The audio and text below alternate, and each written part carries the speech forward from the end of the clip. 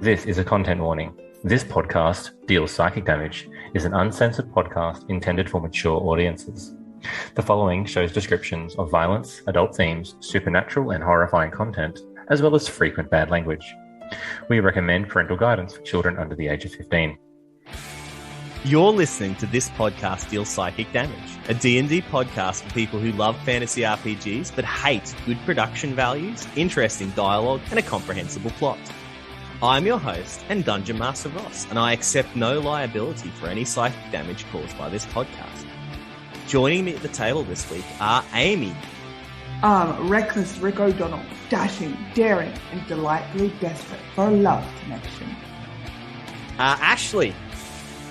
I played Tiger, the half-orc shifter out to avenge the murder of his father. Father! Get fucked. Dylan.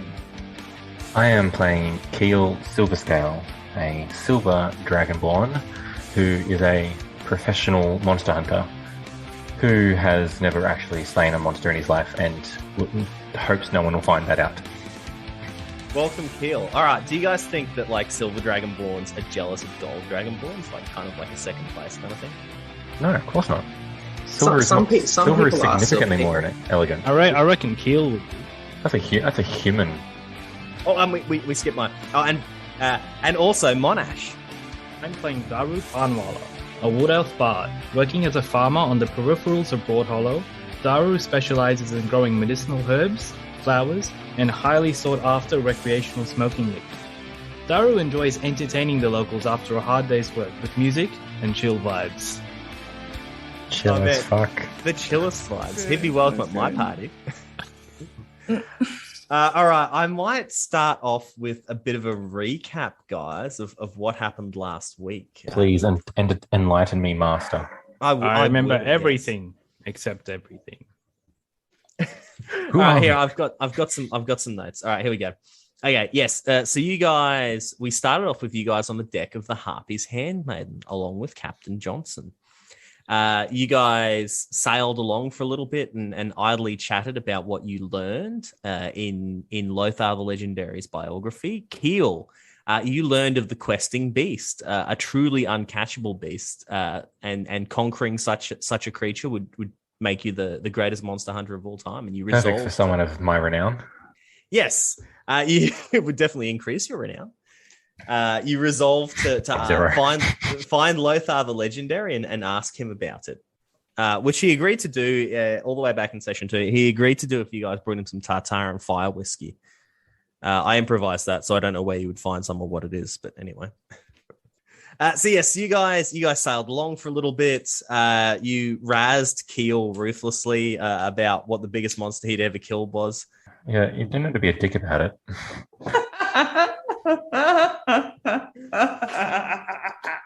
And then 3 merfolk showed up, and you guys were all like, sweet merfolk, we can have sex with them. Oh, yeah, they were hot. I mean, cool. Wet. That wasn't my intention. I mean, I just listened to this, and that's immediately where Keel went. He had a flip through Lothar's biography / hardcore erotica and suggested you had sex with him. I told that to Rick, who then jumped into the water. He jumped into the water. I went and jumped in to save Rick, and then failed to save anyone. I didn't jump in, Myself. but I ended up in the water. You did. Yes, so the not good. merfolk were all fucked up and monstrous, and they immediately attacked you with their fearsome harpoons. Reckless Rick, in a truly reckless move, swung into the water, followed immediately by Keel and Taika, and unfortunately Daru was harpooned and dragged into the water too, where you guys had a frenzied aquatic melee. Before fleeing back onto the ship and letting the merfolk go their own way. That encounter was a mistake. Get out. Get to the penitentiary. After this terrifying encounter, Captain Johnson was like, he detected all the hallmarks of the classic Rick job going tits up immediately. He demanded that you pay him up front. Taika just had no time No time for this shit. You can fuck right off. And you guys immediately started fighting the entire pirate crew. So Captain Johnson and 8 of his sailors started fighting you guys. You killed 3 of them, and the rest of them surrendered. You guys now have possession of the Harpy's Handmaiden, a 40-foot cutter, and a crew of 5. So yeah, this is now your boat. You sailed it the rest of the way to Monport, where you met Father Mackey and Jake, a Cajun Triton. So you had a chat to them. You found out the 4 chosen had already visited the village. They had successfully protected the town once from a monster attack, but then when they pursued the monster down to the shoreline, another one rocked up and killed them. And Jake told you guys that he thought there was something out on the island on which there was an old temple that might be driving the local wildlife crazy. Superstitions, maybe not. Daru recalled that, actually it was in a previous episode. Daru recalled the 13th god. The secret god, the hidden god, the mad god, the 13th god. And Daru quickly put together that maybe this heretical old temple could have been dedicated to the 13th god. So you guys headed out there. You got attacked by some hawks, which you dealt with very quickly. And then you parked up on the beach and argued for ages about how many sailors you should take with you to make sure that they couldn't sail off with your boat. So here you are on the beach. You have Captain Johnson and 3 of his sailors. The other 2 are left behind. Sorry, Captain Johnson and 2 of his sailors. The other 3 are left behind on the boat. You have Father Mackey and you have Jake. So you have 5 NPCs and the 4 of you. All 9 of you are standing on the beach and you are looking up at the cliffs, which you've elected to scale rather than swim through the water. And that's where we are now. So yeah, the 9 of you are looking up at this cliff. What do you guys do? Wait. Before we begin, I actually wanted to talk to the party about how squishy Daru is, and he's our only healer. Because I noticed in the last 2 encounters, he got fucked up. Yeah, so I built myself for tanking, so I'm happy to be up front and try and absorb as much as I can. Shove him in the fight. Yeah, I think it was Daru that got to the lowest hit points last time. I think he was down to I almost died. It was good. I'd offer him some drugs, but I think the ones that I would give him would kill him. As Daru, I'm happy to walk at the back with my shield up the whole time. If I gave some of my Blood Hunter stuff to Daru, I wonder what effect would it have on him. Would he just die? Ooh, I'm gonna say no, but it wouldn't land as well with him as with you. Hey, Keel, I don't take drugs from strangers. You give drugs to strangers. But I know you. That's how he got into the game. He trusts no one. But I know you. All right. So while you guys kind of stand on the beach, strategizing and metagaming, and Captain Johnson's all like, "Hey, so what's the plan here? You guys climbing those cliffs? You guys should head off up the cliffs. We'll stay here on the beach. You can trust us later." No. Captain Johnson. Yeah, he's got to go first. Oh, what? No, I'm not climbing that. Up Are you you crazy? go, Johnny boy. Wait. Right. Okay, hang on. What's the plan? I think that's a little bit rude. I think Taika can go first. I mean, we stole his ship. Are we really still into pleasantries? Yeah, but I'm not going to kill him. Well, why would you do that? As long as it's not me. Keel's right. We're not going to outright kill him. Of course not. Yeah, that's right. We're not going to kill him. I'm not climbing that. No. You'll be climbing it with us. As your captain and superior officer, you'll be climbing that mountain. Co-captain. Son. Hey, co-captain. You see Jake's like, if you're worried about climbing that there cliff, I can scramble on up there and let down a rope for y'all. Oh yeah, that's awesome. Jake, you go up there. That sounds really good. Jake, you're awesome. Can I just do a quick comparison to Jake and Taika? Compared to my athletics, I'm a flat. Give me an insight check to see what you learned about Jake's athleticism. I rolled an 18. 18. Okay, yes, he has +3 to athletics. So he's not amazing at climbing. Jake, I'm a little bit better than you. I think I can climb up and drop a rope. Yeah, but why would we risk ourselves kill? Why don't we just let him do it? Hey, you think you're the best at climbing? By all means, you climb, lizard man. Rick, it's a nice thing to do. Okay. By all means, mate, you go up. Why do you want to hurt people? I don't want to hurt them. I just don't care. Everyone give me a perception check. 15. 13. 11. 16. Okay, they actually rolled really poorly, so all you guys notice this. As you guys are arguing, you hear the crunch of feet over sand, and you turn and you see Captain Johnson and his sailors walking back towards the ship. They're like, hey, we were just going for a wander. Oh, wait. Get back here. Keel, up you go, up the mountain. Put your money where your mouth is. All right, Captain Johnson, or ex-Captain Johnson, if you want to tie this rope around me, it'll be nice and tight, and you won't need to fall, and you won't fall off. I think that's the safest thing to do while we climb. Okay. He's like, hey, that's probably a good idea. I'm not in the best shape, and you see he's kind of like, a little bit doughy looking. He's like, hey, let's climb together, guys. You're a pirate captain. How are you doughy? I'm the captain. I don't climb the masts. What are you, crazy? I got sailors for that. These guys are great at climbing. I guess look at the sailors. Oh, okay. Yeah, you see they're just like built out of corded muscle, and they have the scarred knuckles and powerful arms of people who regularly climb masts in the middle of a storm and probably do it with their eyes closed. How homoerotic. Very homoerotic. You see they've taken their shirts off. All right. What are their names? All 12 of them. Okay, so you guys, all right, okay, you've got, I'm just going to write this down real quick. Okay, so you have Captain Johnson, his bosun, whose name is Smee, like the guy from Peter Pan. That's it. And you see, I think we said Benny. Benny's also there. He's the gay pirate. Yes, Benny's there. Yay. So you CJ, Benny, and Smee are hanging out with you, and then you've got Jake and Father Mackie. So Keel, are you and CJ going to climb together, or? Yeah, we're going to climb together with some of the many rope that I obtained from town. All right, you guys tie each other together, and I'll say that means that you can both roll with advantage. Keel, do it up. Give me an athletics check. I mean, it's not a huge cliff. All right, thank you for the advantage, because the first was nat 1. Yep, okay. That's 11 in total. 11 oh man. Okay, you see CJ ropes himself to Keel the lithe and sinewy monster hunter.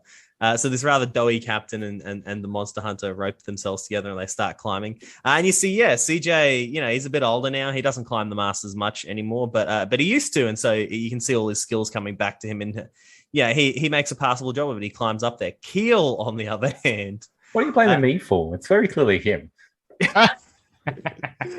Okay. You see, Keel kind of gets halfway up and slips. Do you want to give me a performance check to try and make it look like Captain Johnson did? Yeah, performance. Make it look like Captain Johnson did it. Oh, damn. Fuck yeah. Although I have a -1 charisma, so that goes from a 16 to a 15. 15. It kind of looks like Captain Johnson loosened the rocks, and that's why you fell. Like, it was kind of his fault. Not entirely yours. All right, you take, what did you say? You got 11? Yeah. Okay, yeah, you fall a little bit, but he's able to catch you, but you still take 6 bludgeoning damage as you fall down the cliff a little bit there. Fuck, that's more painful than a punch. All right, but so you guys continue climbing, you kind of get up the top, and you let a rope down for everyone else. So everyone gets to make their athletics check now with advantage. So everyone give me an athletics check. And I got a nat 20. You see Rick doesn't even worry about it. He just kind of skips up a vertical cliff face like a mountain goat in defiance of all physical probability. Rick, why didn't you just do this yourself? See, Keel, that's how you're supposed to do it, mate. I got an 11. 11 with advantage. Yes. Okay, so you guys see Daru kind of takes this rope and huffing and puffing because of all the drugs he smoked. He makes real hard work out of it, and he slips and he clonks his head a few times, and he takes 7 damage. I got 15.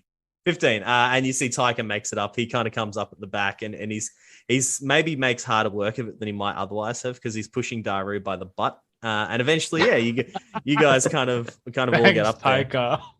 No worries, mate. I'll roll for these other guys. So you see the 2 sailors. They kind of spit on their hands and they go to climb. Oh shit. Okay. You see the first sailor, and this is Benny.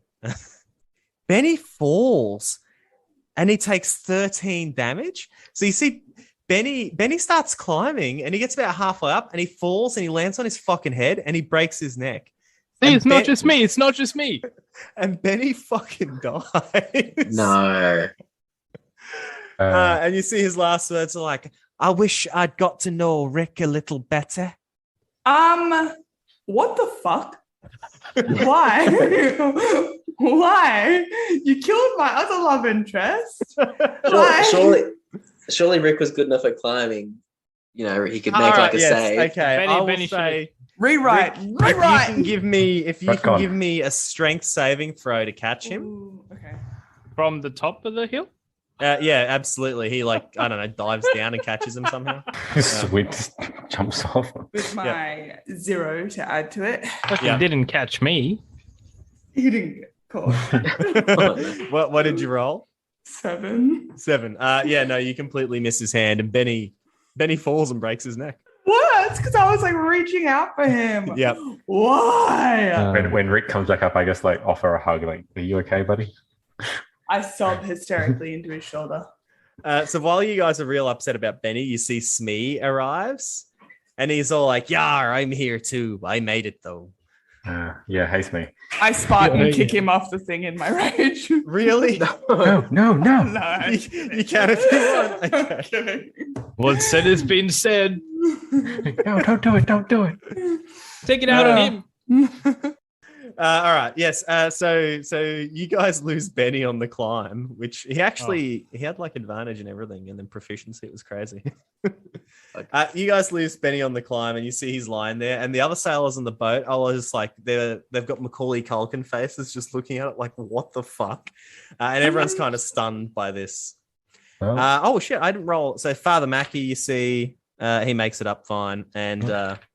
Jake rolls a nat 20. You guys are like, hey, what happened to Jake? Where is Jake? And you see he's like, hey, what took you guys so long? I climbed myself up here, y'all. CJ's like, well, that's my 4th crew member to die today in the last hour or two. Man, this has been a bad day for me. And it's ever since I met you guys. And he kind of looks at you, Rick, and he's like, Rick, you son of a bitch, why does every job you ever get me to do end up like this? I don't have an answer to that. What does he mean by that? I don't know, CJ. Like 3 of your men you lost while you were captain, so we're looking pretty good. What? No, hey, Rick tricked me. You can't always use that excuse, mate. He said this was a good job, and then a psychopathic orc killed everybody. Are you referring to me? That is what happened. But I killed them. I just draw my sword and all right, anyway, we got a monster. All right, you guys kind of, you're at the top of the cliff now, and you can see there's not much to it. It's a very small island. It's probably only about 50 or 60 meters wide, and it's very like rough circle shape, kind of like a raggedy regular shape.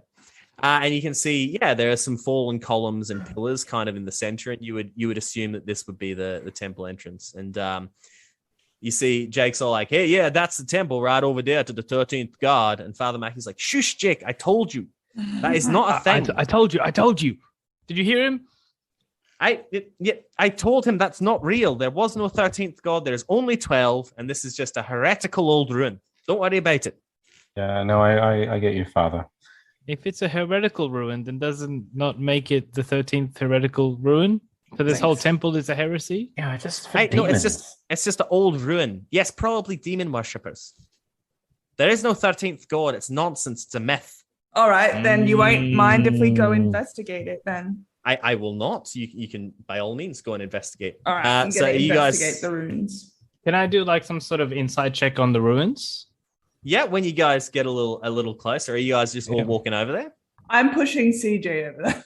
I've got my shield and sword raised ready. I'm cooking. Yeah, I'm kicking CJ. Go. Okay, you push CJ in front of you, and you see Smee's kind of like, "Yar, what do I do, Captain?" And he's kind of like, "Hey, I just guess come along then." And Father Mackey's like, "I'm not really comfortable with this hostage situation." And you see Jake's like, "I don't really care. It don't really affect me. Hey, if you all want a new captain for that boat, I'm available." I like you, Jake. Let's clarify something right now. John Johnson is no longer Captain Smee. All right, get that in your thick head. Tiger, that's me, and Rickless Rick are co-captains. Co-captains. If you're going to refer to anyone as captain, it better be one of us, or you're going first in that fucking cave. Give me an intimidation check with super advantage. That is a 16. 16. Yeah, he's pretty scared.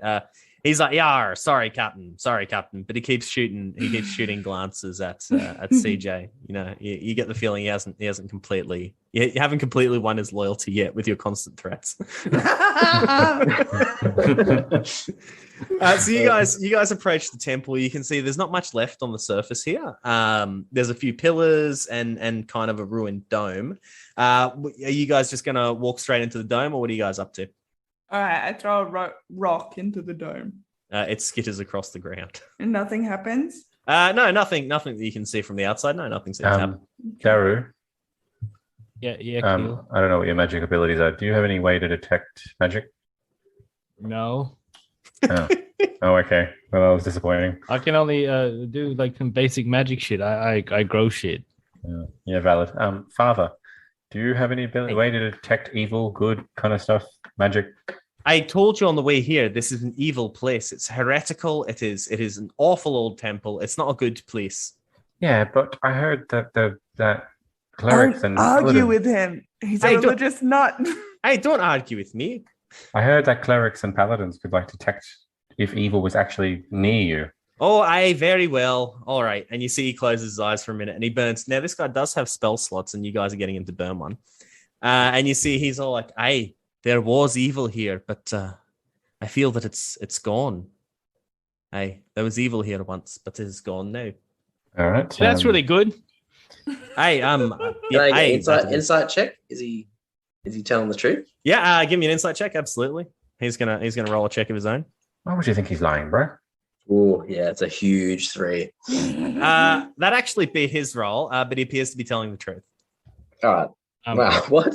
Beat his roll. Can I do an inside check? Like the things.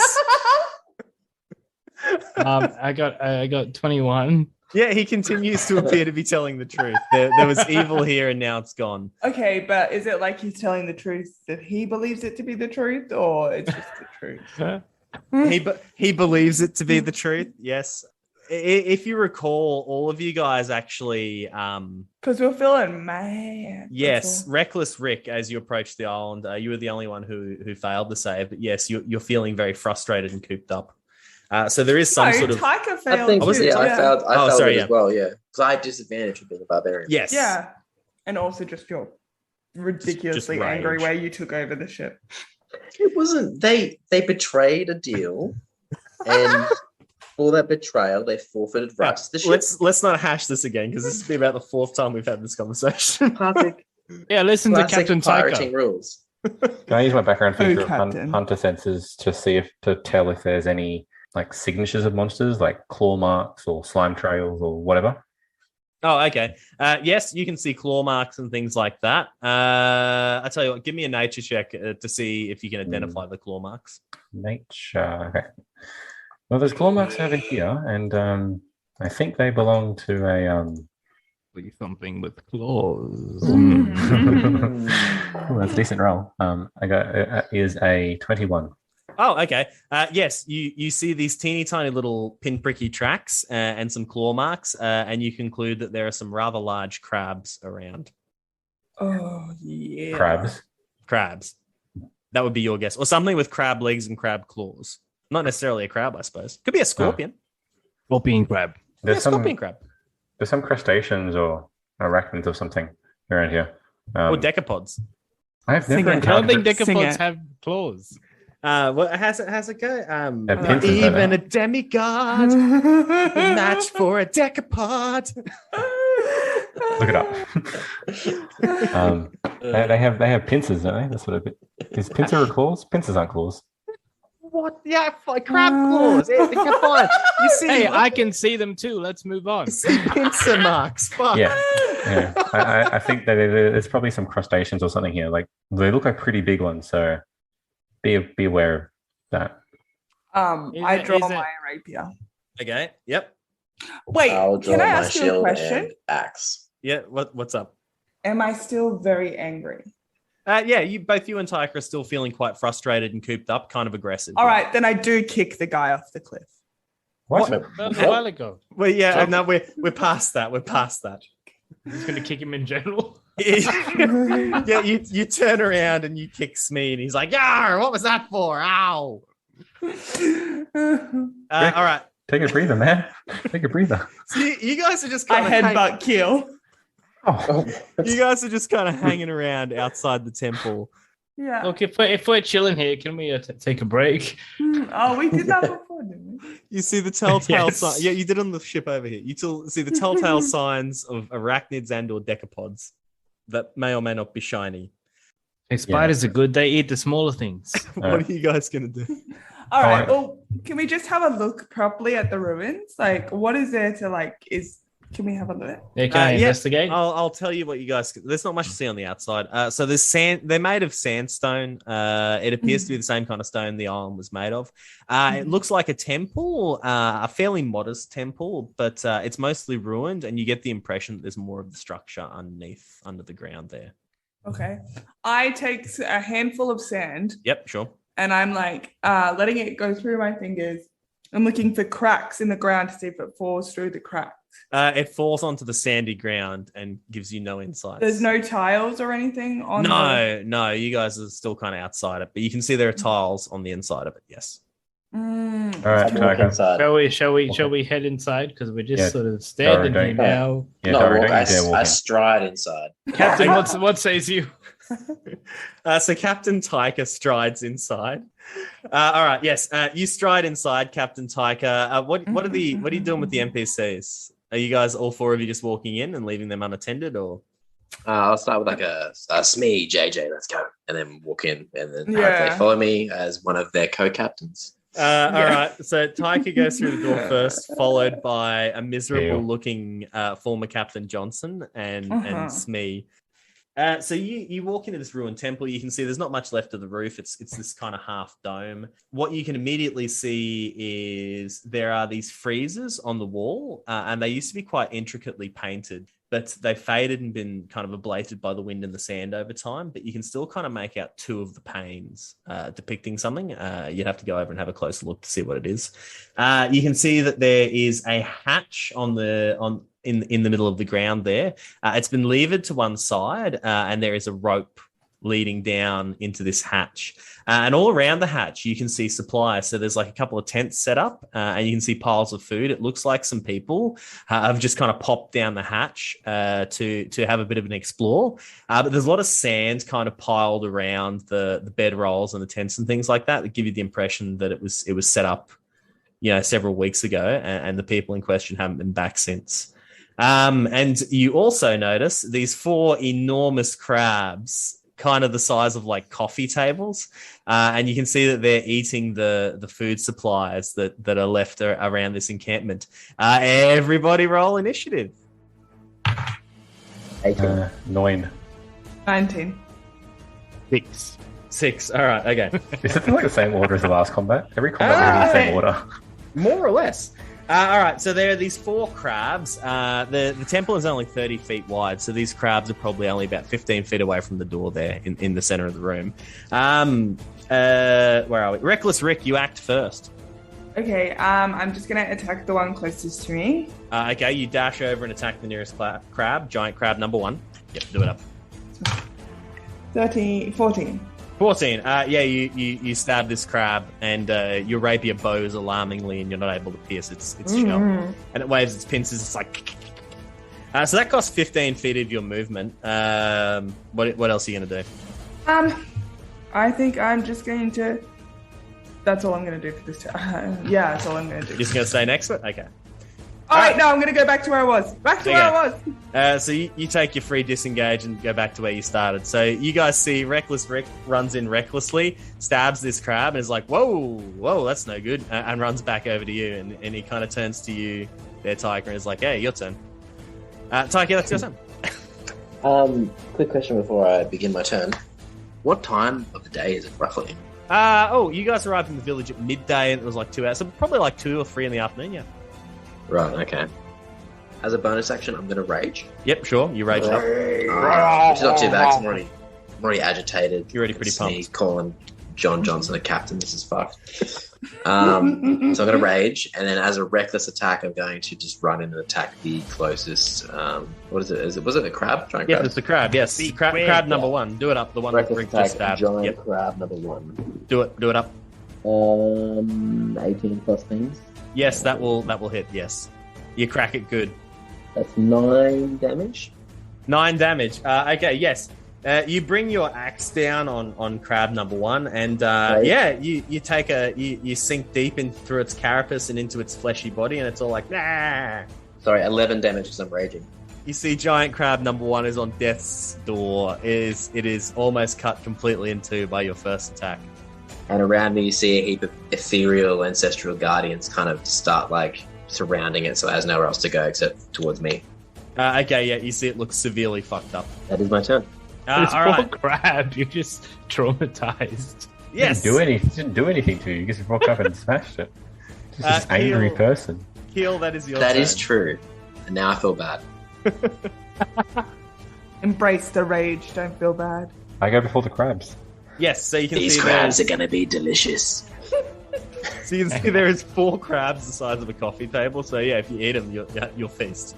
All right, I'm going to put the one that Taika just obliterated out of its misery. You can No, see... it's the metagaming. I've got the whole ancestral guardian thing. Stop killing the things that I'm...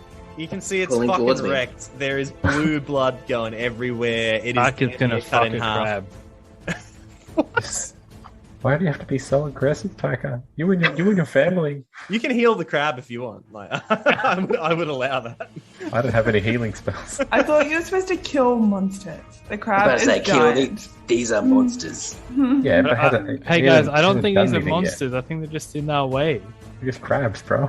Keel, I feel like you're a pacifist and you're in the wrong profession. Rick, I think you're a psychopath, and I think you're in the correct profession. Hey Thank guys, you. we got some shit to deal with here. Fine. I'm running up to the thing, and I'm just going to do a standard attack. at Yeah, it. giant crab number 1, the badly wounded one. Yeah, Okay, yeah, do it up. that is a 23 to hit. Yeah, that hits. Yes. 6 damage. Finish this crab, which was very nearly cut in half anyway. So I see Taika getting angry and just starting to slash through this thing, like, no, you poor beast. And I just quickly slash through, cut through its head, and be at rest now. Okay, yes, you run up and you finish this severely injured crab. Is that your turn, or? And then after that, I'm just going to take I'm going to drink my potion. What was the potion you were taking? The potion I'm taking is one of my Blood Hunter one. It will make me immune to being grappled and restrained, although I have disadvantage on strength checks. That ruins my night. Yeah. All right. Yes, you quickly chug this. How long does that last for? Until a short rest. Kill me. And then you need to see a doctor. You little fuck. All right. Okay, that is giant crab number 2. So you see Keel kind of chops this first crab in half, and then quickly flicks his blade at this other crab and does a little bit of damage. And this crab's kind of pissed by this. So you see it waves its pincers in unfriendly fashion, and I guess it'll go for you, Keel, since you just heard it. So it walks up, and you see it takes its claw, and it's kind of like and tries to pinch you with its claw. With a 14, I think it misses, doesn't it? With my shield up, yes, it does. Okay, yes. So you see crab number 2 kind of misses as it goes for Keel. And you see crabs 3 and 4, they kind of scuttle forward, and they're going to go, yeah, I think they'll go for you, Taika, because you're closest. So they both go for you. There's a 17 hit. No. Oh, What? okay. You see these two crabs kind of try and pinch Taika, and they do a bad job. He kind of easily blocks their pinches, and that's their turns. So Daru, that's you. I would like to move as far to a wall behind a pile of rubble as possible. Yep. Okay. Yep. You can do that. And fire a crossbow at crab number 3. Crab 3. All right. Do it up. Yeah. Oh no, he doesn't hit. It's an 8. Yes, it ricochets off its thick shell, and Ricochets. I like it. and you see that the crab number 3 doesn't really seem to notice. All right. I'm going to continue hiding behind my shield then. Okay. Reckless Rick, that is your turn. You're 15 feet away from the crabs here. Oh, I thought you said they moved in. They moved in on Taika. You're still kind of standing over near the door. You kind of darted forward, then ran back. All right. Then I'm going to just shoot a bolt at it. Okay, yep, do it up. I got like 12. No, that misses. You see that also. I'll say you shot at crab number 3, and it also ricochets off crab number 3's tough shell. Sorry, I just remembered something. Sorry. What's that? I recklessly attacked, so your 2 crabs hitting me should be going at advantage. At advantage? Yeah. It gets a 21 with advantage. Yep, that'll hit. I Okay. didn't say anything, Tyler. That's an excellent. Well, honest. I want to be transparent. You know. That's fair. I like to cheat. 3 bludgeoning damage. You want to be transparent, you're a ghost. Half to 1. Oh, that is not cool, dude. What the hell? And you are now grappled. Oh, cool. Oh no. It's pinching you good. Okay. Pick the drug. Careful! You may get crabs. As my bonus action, Ross, Yes. I'm going to use my steady aim feat, Okay, what does that do? which just gives me advantage on my next attack. Oh, okay. I mean, you can do that and roll advantage this turn then, yeah. I may have hit. I'm so excited. Does a 17 would hit, right? Yes, it does. Yes. You hit. Well, is that crab number 2, crab number 3, or crab number 4? Dealer's choice. I like 4. Number 2 is already injured. All right, 2 then. Fine, Okay, whatever. yes. Fuck's it. 5. 5 damage? Okay, yes. You see, you shoot its eye clean off, but it's still up. It's all like, but it's still gone. Is that your turn? Yes. Okay. Taika, that's you. I will use my action to try and get out of this grapple. Yeah. Okay. Absolutely. Do it up. And it's 14. 14. Yeah. You get out. Yep. Sweet. And that'll be my turn because it's level 3 and I don't have much to do. Okay. Yep. You grab this crab's pincers and you just pry it open, and you're now free of being grappled by this crab. Sweet. All right. Awesome. Keel, that is you. You're all up in the mix there. All right. Yeah, I guess the one I already cleaved onto, I'm going to stab at it. Crab number 2. Yeah, it is looking pretty fucked up after Rick shot its eyeball out. All right. I will chop the other eyeball out so I cannot see its pain anymore. Yeah, it looks pretty hurt. That is a 16 to hit. 16. Yes, that hits. All right. That'll deal 8 damage. Finish crab number 2. All right. I with a quick cleave, take the eyeball out and say you can no longer see the pain, and then slash through the rest of the body. And you cut into crab number 3 as well. All right, that is crab number 3's turn. It is extremely unimpressed at you there, Keel, because you've kind of killed 2 of its compatriots now, so it's going to try and clamp you. With a 19, I guess it hits. That'll hit me. Yes, it does 3 bludgeoning damage, but since you're immune to being grappled, I guess you're not. It pinces me, and then I guess slip out of it. Yeah, it's like you're coated in Teflon. It's. You see the crab's very confused by this.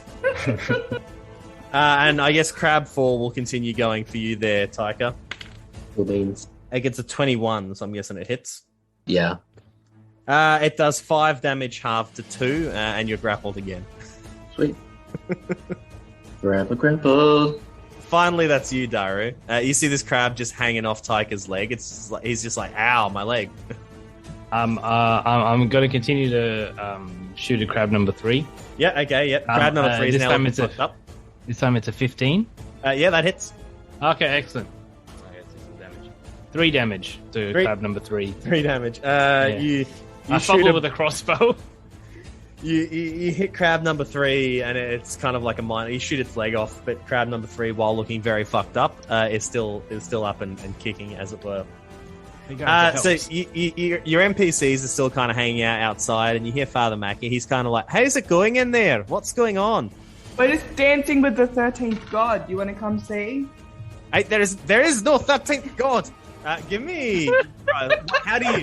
How do you lure someone, or how do you shit someone off? What test would that be? I guess persuasion, maybe. I thought it was deception. Deception. Yeah, deception. Yeah. Give me a deception check, Rick, with 19. disadvantage because it's very unbelievable. Oh, okay. Oh, okay, 19. 19. Okay, yeah. You see Father Mackie comes through the door. He's like, "You're not dancing at all. You're fighting crabs." And you see Jake's like, "Hey, I can make us some delicious jambalaya out of that." Yeah. Do they come in and help? They come in the door. Yeah, they'll act on this turn. Okay, well, I'm just gonna fire at the closest one to me again. So you got crabs 3 and 4. Crab 3 looks very hurt. It's going to hit. I rolled in that 19. Let me just see if I roll 20. No. 16. It has 4 hit points. Yeah, 16. It has 4, and the next crab has 7. So you see Reckless Rick, he lines up a shot, and he sends a crossbow bolt through the 2 remaining crabs, and both of them just collapse messily on the ground. And then I wink at the priest, really slowly and ineffectively. Are you trying to seduce him, or what was your end game there? Just no end game. Just I want to wink at him. Who knows my power? You wink at Father Mackey, and he's all like, "Oh, look, you've taken care of these crabs. Oh my goodness!" And Jake's like, "Hey, I'll start making us some delicious crab stew right now, huh?" That sounds great. Oh yeah, I'm a really good cook, man. Hey, I'll go for it now. And you see, he immediately grabs these crabs, and he's like, "Hey, look, I'm gonna get crab sticks the size of my fist. This is gonna be great." Hey, Jake, can you teach me? Hey, what you want me to teach you, y'all? How to cook? How you cooking? Oh, I teach you. You want a little Cajun cooker? I teach you Cajun cooker. Come on over here, so y'all. No, Daru, we have stuff to do. What we need to eat? So you see, Daru starts like learning the fundamentals of Cajun cookery from Jake. It seems to focus. Good idea, Daru. Good idea. Mostly around like I know nothing about Cajun cookery, so like it's spicy food. It's got alligator. It's got crab. That kind of thing. Absolutely, it's jambalaya. That kind of stuff. Anyway. Jambalaya. So you guys are kind of in the temple there, and you see Father Mackey is kind of he's a bit disgusted with you, Rick, that you would lie to him in that way. A little bit suspicious. Yeah, what are you guys getting up to? You can see there's these freezers on the wall. There's the abandoned camp, and there's also Captain Johnson and Smee outside still. I immediately go outside, make sure they're not trying to leave. You see they were sneaking back over the cliff and trying to work out their way back down. I'm still in a rage, and I warned them. Kick him off the cliff. Hey, all right. Well, let me roll a dice. One, 10 and below, I kick CJ. 11 and above, I kick Smee. Oh my god. CJ. Oh, CJ, no. As I'm striding over, I'm like, I bloody told you, don't go anywhere. He actually does have a stat block, and he's no slouch. You go to kick him. Give me an unarmed attack on him. Actually, no. I'll say a grapple check. Yeah, you're trying to use your strength against his to force him off. Oh, it's not good. It's like a 7. He gets a 17. So you see, you kick him real hard, and he's kind of like, "Hey."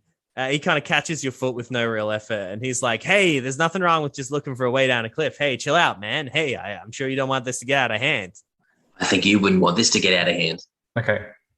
Can everyone calm down? Wait, you're not here, Keel. You're not here. Yeah, you're the only one out there at the moment, Tyker. You guys can probably hear this going on though. Like it's not that far away. Can they smell the crab? Yeah, I mean you can smell crab cooking. Absolutely. How quickly is the crab cooking? How did he get fire? You're just gonna boil it. Yeah, Jake's very talented. But what I'll do is I'll drop my rage. Yep, sure. Compose myself a little bit, and just say, "Look, I told you as captain that we're not going yet. We're moving forward into this temple, and you're not trying. You're not to try and escape because I'm pretty sure that's what you're trying to do here."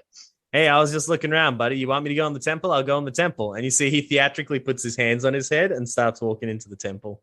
And Smee follows him, kind of giving you dirty looks and muttering. No, don't trust that. It's me. Yeah, kick him. So you guys make it back inside. As I said before, there's a stone hatch in the middle of the floor that appears to have been pulled to one side.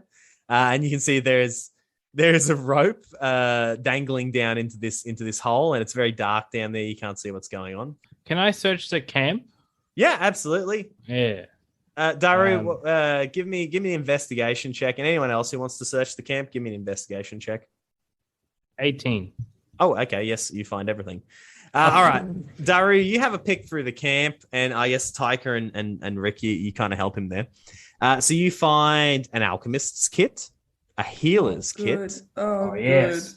8 assorted shields, one short sword, 2 long swords, and a health potion that will restore 1d4 plus 4 hit points. So who's taking what? You guys can take all or none of it. I don't know. What's in an alchemist kit? I've never looked at that. I will take it. Thank you very much. Yeah, I think Keel needs one. Yeah, I figured. Yeah. That's why I put it there. I'm a bit struggling here with my ingredients. Oh, that's cool. Alchemist kit, healer's kit, 8 sworded shields. Was it a long sword? 2 long swords and a short sword. And 1 short sword. Okay. You see Jake's like, hey, I wouldn't mind a short sword here. Yeah, I don't need the weapons, so I'm happy to give them to anyone. Yeah, thank y'all. And you see he kind of poses with it inexpertly. You can tell he doesn't really know what he's doing. Hey, does anyone need a shield? Is it a better shield than is this a regular shield? So you notice they have the insignia of King Dilcash on them. Hey, these ones look really cool. Do we know? Do any of us know Dilcash's like emblems or anything? Yeah, absolutely. You recognize this. So yeah, it's been 2 years since he killed King Gizzard and ascended to the throne of Shokes. And I don't know. What? Yeah. Monash, what do you reckon? What would Dilcash use as his emblem? What do you think he'd make it look like? Definitely not beans. What's the opposite of beans? Opposite of a bean. Yeah, how do you put betrayal into a insignia? Maybe like a lute. Like he sang songs and he told stories. Oh, it was a bard, yeah. Yeah. So you see this kind of lute, but it's a sweet rock and roll lute. Ooh, so it's got flames. Yeah, it's got flames. It's kind of stylized to look like it's got demon horns and shit like that. I was about to say it's got like a caricature of Bastet behind it. Yeah. You can see it's being played by like this burly demon with like really, really huge arms and wings and that. It kind of looks like Jack Black. It looks a bit like Jack Black, yeah.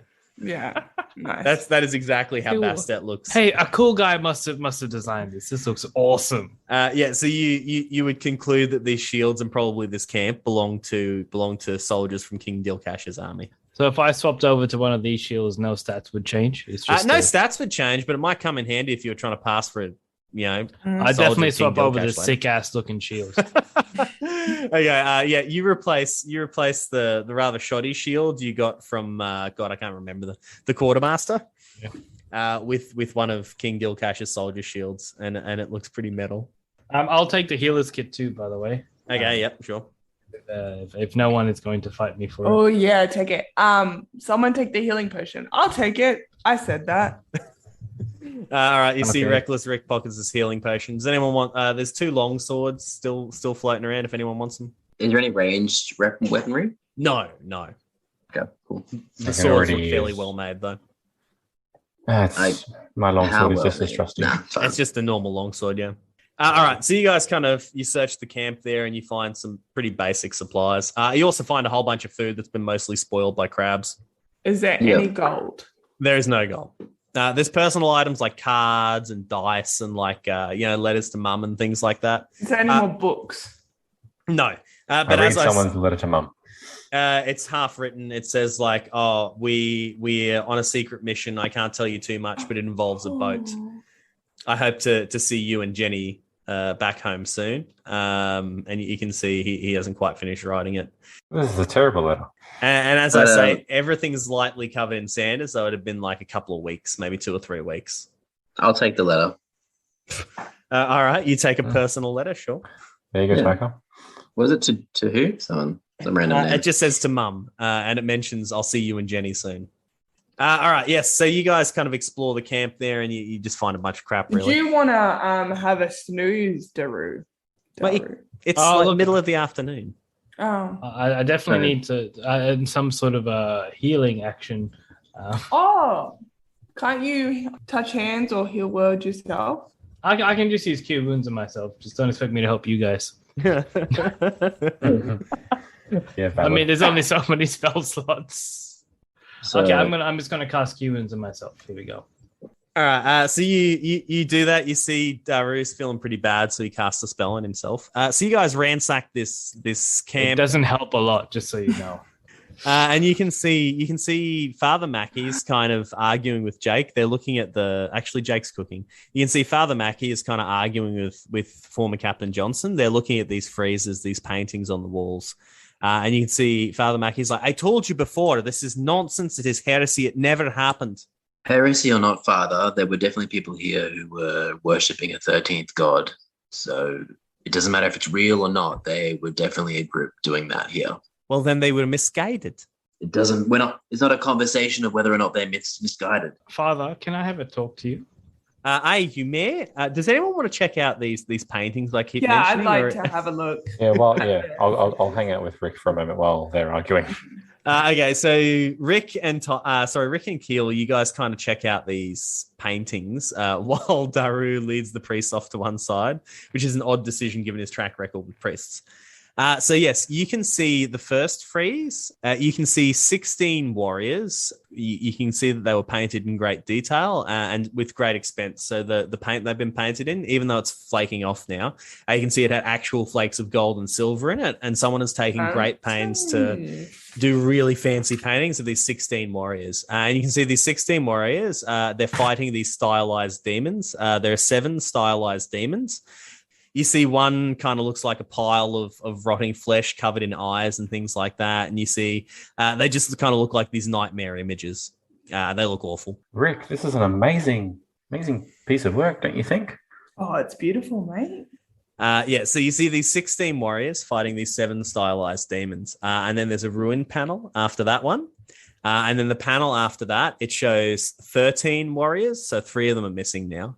13 warriors, and they're speaking with this king, and you can see the king is highly stylized as well and has a great big crown on and things like that. All of the characters look angry and appear to be arguing, and one of the 13 warriors is now standing apart from the rest. The remaining panels are in ruins, so this is what you guys see. Oh, that looks like a metaphor. For what? I don't know. What does Derek keep talking about? Some 13th thing. Is it like some sort of dinner? Maybe a supper? Maybe one of them betrayed the others. I don't know. The king, it might be like a supper, but it looks like the king's, I don't know, screwing them over or something. Can I do an insight check on it? Yeah, okay, yes. Or a history check, maybe? Do an insight. I'll see if you can derive anything specific from that I didn't mention, yeah? I mean, I can do history. Yeah, Keel do history and Rick do insight. Why not? Well, that's a 12, so... 12. Nope. Everyone in the second panel looks pretty pissed. 15. Okay. 15. This isn't flicking any switches for you. Yeah, it's just a king arguing with 13. I don't know. So it's very clearly something with Daru. Whenever you find Daru, maybe he'll have an idea. I bet he raised his taxes. Yeah. Can I determine whether Possibly. or not the 13 and the 16 warriors look like the same group of people, or whether they're... Yes, they appear to be the same, but 3 of them are now missing. So there was 16 of them before, all painted the same way. And in the next frame, there's only 13 left. Are they all the same gender and everything? No, you can see some have long hair and some have short hair, but no real effort has been made to differentiate them from each other. It's not clear which 3 are missing. Rick's an idiot, so I don't know. So, Daru, you pull Father Mackie aside. What do you want to say to him? What do you want to chat about? Father, I know you think the 13th god is heresy, and perhaps that's true. There are 12 gods, my son. But as you can see, there's something happening to this world, and perhaps someone who believes that the 13th god is real is the cause of all this. What do you know about the 13th god? And while I do this, I would like to cast Zone of Truth around me, yes, to see what he knows. You cast Zone of Truth on Father Mackie. It's a charisma 12. All right, he's gonna do that now. Okay. So you cast Zone of Truth on Father Mackie. He goes, so you would like to, what do I know of the 13th god? Just tell me everything you know. It may help us. Well, there are some people a very long time ago who thought there were 13 gods instead of 12, but this is nonsense. There is no proof that there were ever 13 gods. There have always been 12. Ever since the church was founded, there have been 12 gods. There is no evidence to suggest that there was ever 13 gods. Now, many scholars insist that what people perceive to be the 13th god is actually a shrine to some ancient hero. So you can see over on the friezes here, people have said like, oh, look, there's 13 of them. It must be the 13 gods. No, it's not. You can see there's 16 warriors, then there's 13. It is just coincidence. It is telling, obviously, the story of some warriors who fought for their king and then had a disagreement with their king. It is not an allegorical tale, but people have come to worship it as though it was. So there is no 13th god. You know, people have misinterpreted it. And how have these misinterpretations been depicted? Well, I mean, sometimes you'll find these shrines with kind of these odd little altars. Sometimes you will find archaic runes saying 13 in ancient common language. Ask him what he knows about the frieze. I feel like you thought it. Well, yeah.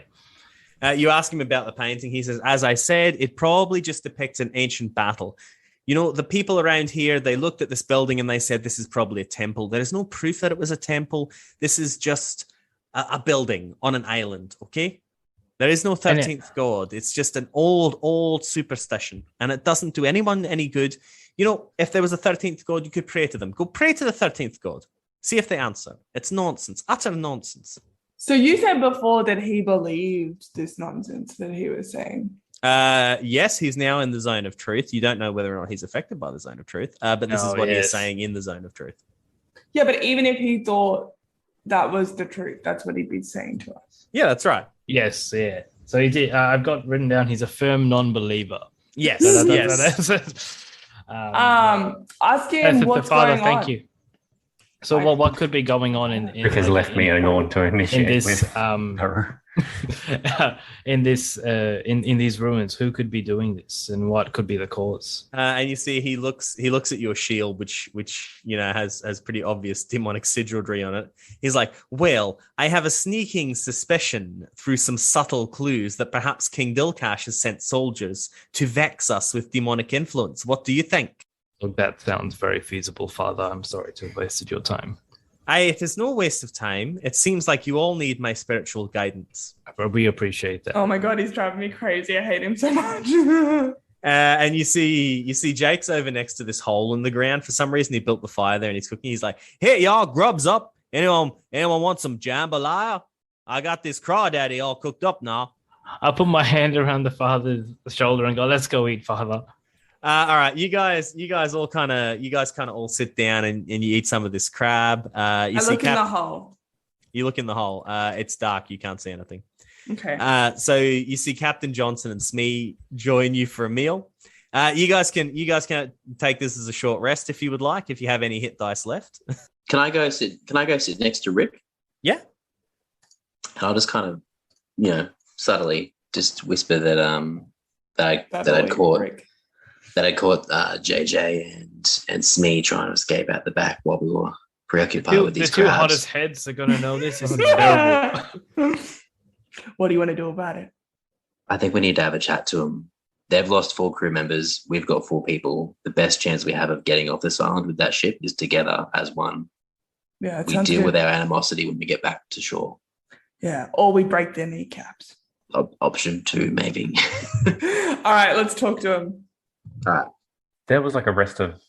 Was that all the temple? Was there any like deeper layers or anything in here? Yeah, there's a huge hole in the ground, and there's a rope dangling in the hole. Yeah. Does it? And it's completely pitch black. Yeah, it's very dark. You can't see the bottom. But we can't have a long rest, is what you're saying. No, it's like the middle of the afternoon. You guys were asleep like, I don't know, 12 hours ago. I'm just teleport potion to prepare. Yeah, it's dark down there, definitely, yeah. All right, I'm preparing my dark light, my dark vision. For fuck's sake. What other nonsense can you do? Okay. I can tell you all 4 of them. So yes, Tyker and Rick, were you guys going to go talk to former Captain Johnson? All right. Yeah, let's do it. I'm just going to play my vial after I've eaten my fill. As I'm walking out, I might just say, do you want to take the lead or should I do it? All right. Well, you tried before and failed to kick him off the cliff. So, let me have a go. Fair point. You do have the bigger hat. Oh, yeah. I walk over. You see former Captain Johnson, John Johnson, I guess, just civilian John. CJ, civilian John. You see, he's all like, "I should have known when you turned up, Rick, that it would end this way. I was lucky to survive last time. Now I've lost the Harpy and I've lost Benny. We had something together, You had something with Benny? Yeah, I did, yeah. Oh, I'm sorry to hear that. Yeah, well, not as sorry as his mom's going to be. Oh, well, I guess. Look, CJ, enough of your sob story. It's really important that you listen to me now. Do you see that guy over my shoulder? The huge crazy orc, the one who split my guy's skull? Yeah, totally. Yeah, right. So this is how it's going to go. You're not going to piss him off, and you're going to survive. Okay. And you're going to get another ship, and you're going to go far, far away from me. Because clearly I am bad for you. and Benny. And you're going to go and live your life. But until then, we need to work together to get out of this island. What do you propose there, Rick? I still got 4 crew members. I could probably. No, you only had 3, right? I mean, there's like 3 back on the boat, and there's 1 with him. How many people did you need to run the ship again? 4. He needs a minimum of 4. That's why you left 3 people on it. Yeah, right. But CJ, it's a minimum of 4, but you've got the best chance with a full crew. There's 4 of us. You've lost 4 crew members. The greatest chance we have of getting back to shore is together. I suppose you're right there. At the end of the day, buddy. if you try and ditch us, we'll probably just kill you. There's more of us than there is of you right here. I don't know. I mean, I play a very discordant chord at that moment. It's starting to look like not all of us will make it back. But I tell you what, I'll work together with you guys for as long as it's safe. And then we'll all go back to the capital together. What do you say, guys? Hey. Yes. Wink. Wink. Okay. Can you give me both a deception and an insight check? 18. Okay. Yes. I'll do insight for him. Yeah, he trusts you. He appears to trust you. Yep. Why would he trust me again? You seem very trustworthy. You presented your case in a trustworthy manner. And what was your? How was your insight check? That is a 16. Okay. Yes. He is absolutely telling the truth. He sees your point. He's stuck on the cliff. He's already lost a guy. His best chance of making it back to shore is with you guys. Not sure how things will go once you get back to port, but until you get back to port, yeah, he's your guy. All right, so you guys kind of all hang out around this cavern, this hole in the ground. What are you guys gonna do? Oh wait, so as you guys camp around the hole in the ground, can everybody give me an intelligence saving throw? I'm good at those, or not. 15. That's a 9. 9. Oh, Oof. Samesies. Thinky buddies. You also got a 9. Yep. 10. Oh, everyone except for Daru is now affected by this. So the aura Big brain. The aura of aggression and frustration is getting stronger now that you guys are closer to this hatch in the ground. Where are we? You guys can feel yourselves getting frustrated, getting angry. Your higher order thought processes are being suppressed a little bit, and you guys are thinking more with your limbic system, your hindbrain. So the amygdala? I don't fucking know. I'm not a neurologist. Brain words. Yeah, brain stuff. Yes, so you guys now have a disadvantage on all intelligence-based checks, or checks that require fine motor control as well. So like lockpicking. I mean, not all dexterity. You're still pretty good at acrobatics, you know what I mean? You're frustrated and full of beans. You can jump here, there, and everywhere, but if you wanted to pick a lock, you wouldn't be very good at that. I'm going to be like, right, priest, what the fuck are we doing here? Oh, before you answer that, is their demeanor change noticeable at all, or is it just an internal mood shift? I just want to know. Arrow, shut up! I take my potion and I jump on the rope and start going down the hole. Yeah, it's noticeable. Okay, it's noticeable. Yeah, so you see these guys. Keel kind of Leroy Jenkins his way into the hole. Leroy Jenkins. You see Rick kind of rushes over and grabs Father Mackie by the scruff of the neck and is all like, "What's going on?" Yeah, what's everyone else doing? Seeing Keel jump into the hole, I go, "Oh, dude, fucking right, let's go!" And I jump in too. You jump in as well. Reckless Rick, what are you doing? Father Mackie's like, "Unhand me, you ruffian!" I'm taking the priest down the hole. Oh shit! Okay, you go for the rope and you slide on down. Mm-hmm. All right, Daru, you're left on the surface with old Jake. Yeah. Old Jake. Anyone else or just former Jake? Captain Johnson and Smee, and you guys are kind of all looking at each other. Okay, I look at them and go, "Okay, boys, are we heading down?" And you see Captain Johnson's like fuck, we are. Laters. And you see he turns and starts walking away. Hey, where do you think you're going? Back to my boats. I don't think so. I think Taika had a word with you. I said I'd cooperate, and I rolled a nat 20 on my deception check. I am out of here. And you see, yeah, he now walks over to kind of the cliff edge there. What are you getting up to? You see Jake's like, "Hey, you get back here, y'all! Don't you take that boat." Hey Jake, that boat's our only way out. Yeah. Oh, I don't think so. And you see Jake kind of pulls out a fishing spear and he hucks it at Smee. Yes. And he gets a nat 20. you see Jake pulls out a fishing spear and he like a trident and he hucks it at Smee and he fucking nails Smee in the back of the skull. And you see, Smee fucking dies and pitches off the cliff. And you see former Captain Johnson kind of freezes. I look at him and I go, and this is me using my words of terror. Yep. There's more where that came from. You see, he kind of puts his hands up, and once again, he slowly walks forward, and he's like, "Hey, I thought I was out of there. You seem kind of like a pussy compared to the others, but okay." No, I take out one of my my throwing leads and I chew it and go, "No." No, he needs to do a wisdom saving throw. Yep. And then DC 12. He gets a nat 1. Oh well, then he's frightened of me. Oh, okay, yes. Nice. For 1 hour. Bitch. All right, you see, he realizes he's made a very drastic. He doesn't know it was Jake who threw the spear. He thinks he's made a very terrible mistake, and he's like, "Yeah, whatever you say, Chief. Hey, it's Captain Daru, right? Okay, here I go down this here hole." And you see he jumps on the rope and he spins on down the hole, and you're left on the surface with Jake. And Jake's like, "Hey, so what's it gonna be, Captain Daru? You want me to come down with y'all, or you want me to stay up here, keep an eye on things?" No, we're all going down, Jake. I think sticking together is the only way. You're awesome, by the way. Oh yeah, thanks. I think you're pretty cool too, man. Let's go. I give him a high five. He high fives you back, and you guys all slide down the rope into the darkness. So Tyker, Keel, and Reckless Rick, you guys arrive first, and the priest. And the priest. And about 60 seconds later, Daru arrives with Captain Johnson and Jake, but no Smee. Where's Smee go? Where is he upstairs? He's sleeping with the grabbies. Fucking co-captain. And I put my hand out and I give him like a grip. Go captain! Go captain! Go captain team! I'm already down the bottom of this. Like, hurry up, captains! All right, you guys have like this 3-way predator handshake, and it's super tight. And you Is this like on the rope? So cool. on the rope, yeah. All the so bulging cool. muscles. And you see Sinewy. You see CJ just like rolls his eyes. He's like, "That's pretty gay." Not that there's anything wrong with that. All right, and you see Jake kind of lights up a torch, and he sort of illuminates the area, and you can see over to your left is like this rocky shoreline, and it looks like that passage leads back out into the water. And if you chosen to swim down here, that's where you would have arrived.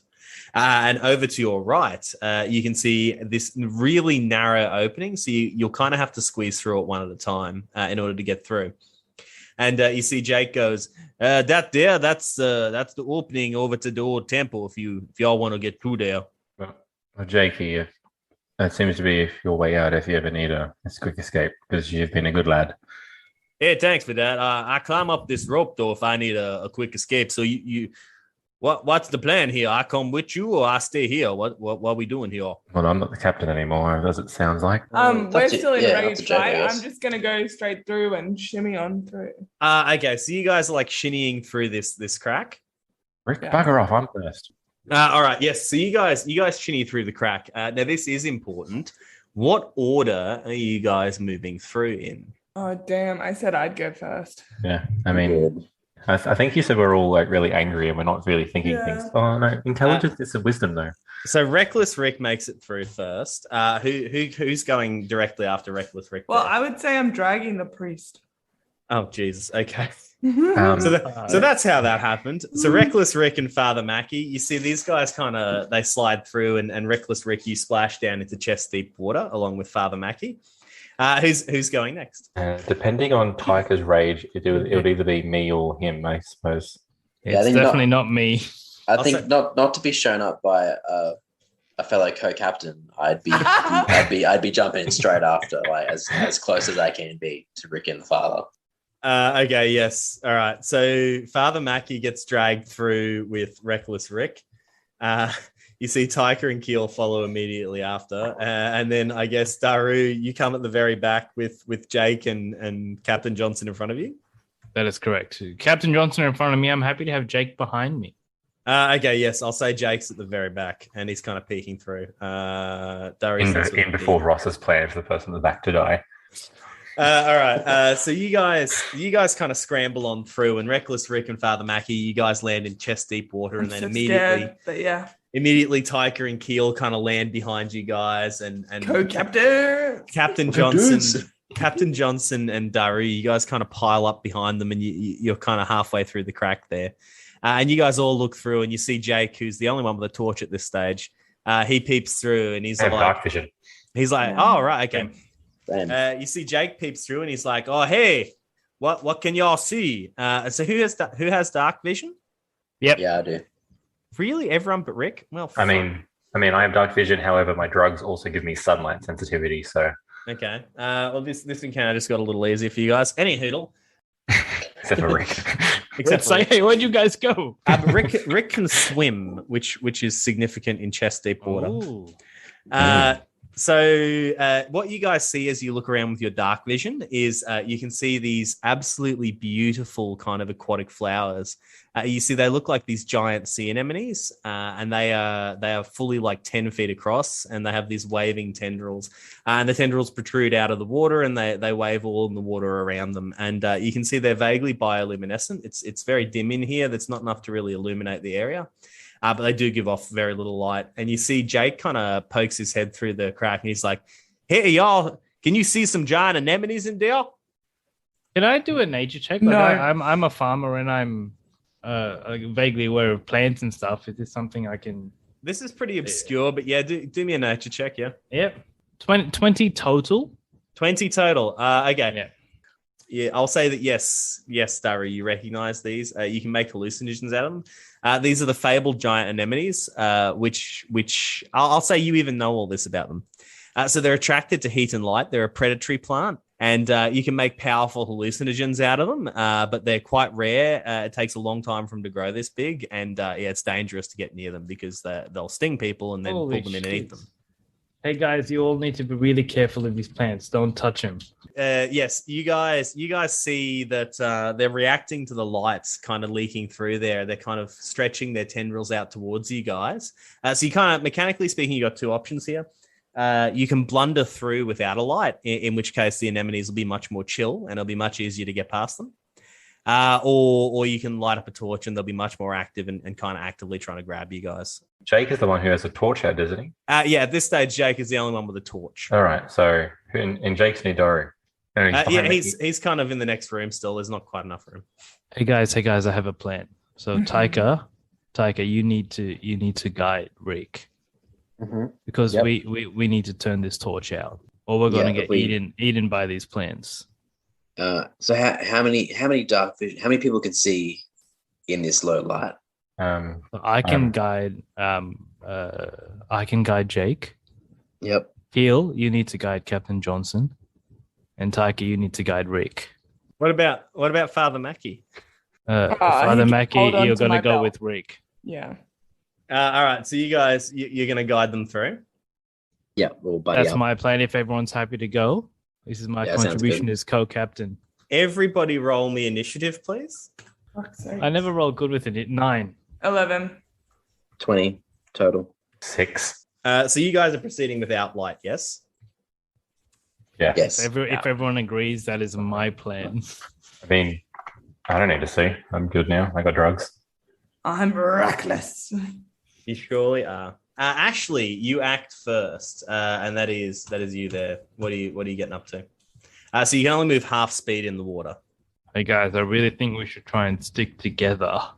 Yeah, so I'm going to buddy up with Reckless Rick and Father Mackie. Yep. Grab like a hand each. Yep. And start. I'm going to try and guide them around these anemones. Because we want to try and follow you, so we need to know where you went. So don't get too far. And I'll say that you can guide Reckless Rick. And who else were you guiding? Was that it? Father Mackie. Wait, stop. So if only one of it, why don't we just let a rope off so we can all hold on to it and that way never get separated? Oh, that's a good idea. We just all spread out with the dark vision people. Yeah. Yeah. Okay. Yeah, so we can spread. So Tyker's in the lead. Yep. Mm-hmm. And Reckless Rick and Father Mackie immediately behind Tyker.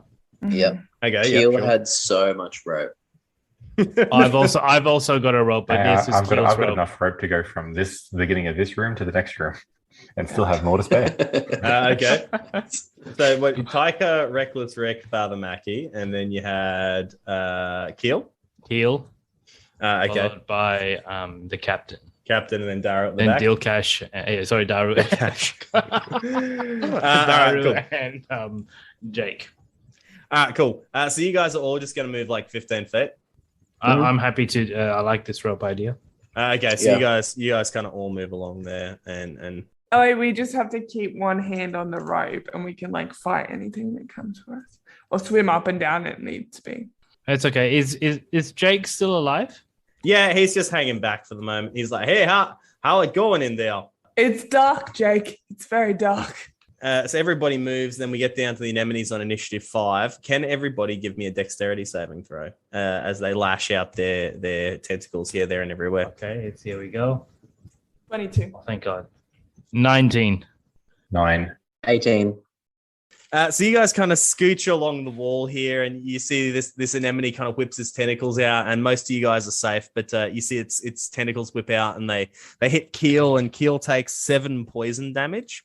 Oi. And I suppose I better make a save for... All right, Father Mackie's going to go. So you see Father Mackie also takes 7 damage. And then Captain Johnson, he passes. So you see Father Mackie, he's like, hey, oh my goodness, ouch, my thighs, they hurt. So that is back up the top. Are all you guys just going to kind of walk forwards? I'm happy to. Yeah. Yep. So you guys get another 15 feet forwards. Can everyone give me, please, another dexterity saving throw? 6. Oh, there we go. Thank you. 22. 22. All right. Yes. 19.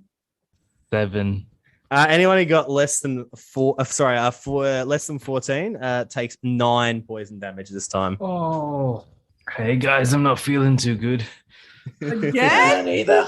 I was gonna say, can I swim with him on my back? But it wouldn't help because I can't go fast. You could swim with him on your back, absolutely. You just wouldn't be able to see where you were going very well.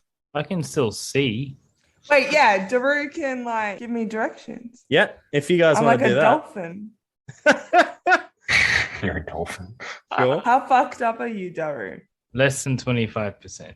Oh, mate. Oh, All right. This is what we're going to do. I'm going to try and swim Daru out sure. of the thing. AC Father Mackie's looking fucked up too. But he does go, does anyone need me to heal them? I can do that. Oh, okay. Never mind. Yes. You see he casts Cure Wounds on you, Daru. You get 10 hit points back. That's more than I lost. So how much further, like? What an interesting question. So this is 3 moves? you guys, yeah, probably about 3 moves. So you guys have kind of moved within 30 feet of something here. Can everyone give me a perception check, please? 9. 15? Sure. 5. 5. Yeah, okay. You guys have a look around. You can see all these anemones kind of waving their fronds and things like that. You can see there's a bunch of rocks and things like that all over the ground. You guys are kind of slipping and staggering as you move through. You can't see a whole lot of what's going on. So yeah, that is the top of the next turn. So what are you guys doing? Are you guys just going to move forward again? Yep, just gonna keep going, I guess. Okay, Yeah. so Taika, on your turn, you move 1, 2, 3, 15 feet forward. And then after you, Taika, is question mark. And you guys see a mysterious rock that you failed to recognize. A mysterious rock that you thought was just a rock, but it wasn't a rock. It was a rock lobster. It's a hulking rock lobster. Oh my god. You see this giant lobster, fully like as big as any of you, kind of like it comes out, like scuttles on out, and you see it goes for Reckless Rick, I guess. It's Jake when we need him. I'm back here. You want me to come on through? I can do that. I'm a Triton. I can swim. You see Jake just kind of swims through, and yeah, he's at the back there. Hey Jake, what can you cook out of that? I can't see nothing now. There's a giant lobster. Yeah, so you see this rock lobster comes out, and yeah, it's gonna grab onto you, Reckless Rick. So Let's do it. recklessly look out. So it's Rick, watch out! What? Where? so you see it misses Aw. horribly the first time. Thank God. It gets a nat 20 the second time. That's gonna hit. Does the 16 hit you? Yeah, it does. I rolled incredibly well on this. So 16. It deals 30 damage. He's down. As it goes, Yep. Heel is going to use his Blood Curse of the Eyeless. Okay, yes. Will use his reaction to roll one die and subtract that from the attack. What was the attack again? The lower one was 16, yes. Alright, so I'm going to roll a d4 and subtract that from the attack roll. Yep, do it up. 4. Subtract 4 from the roll. That reduces it to 12. Me. So you see its first claw attack misses, but the nat 20 still hits. And you see it clamps around Rick's neck, and it starts to squeeze. So that's going to be so much damage. No. 38 damage. Just like the old gypsy woman said. Why don't I even bother? So you see, it comes on out and it grabs Reckless Rick by his reckless neck, and you see it just kind of squeezes and Reckless Rick goes limp. Oh. All right, so it grabs Reckless Rick. He's now grappled, and you see, it starts moving back towards you there, Tyker. All right, that is the NPC's turn. You see they start freaking the fuck out, and you see Father Mackey's like, "Hey, what should I do? What should I do? I can't see. What should I do?" Heal me. Someone Heal tell someone. him to heal me. You need to help Rick. I suppose I could cast Healing Word. Oh yeah, give it to me, Mama. And you see he goes, "Clara, goddess of music, grant me inspiration." And you see he heals you for 5 hit points. Oh yeah, that feels so good.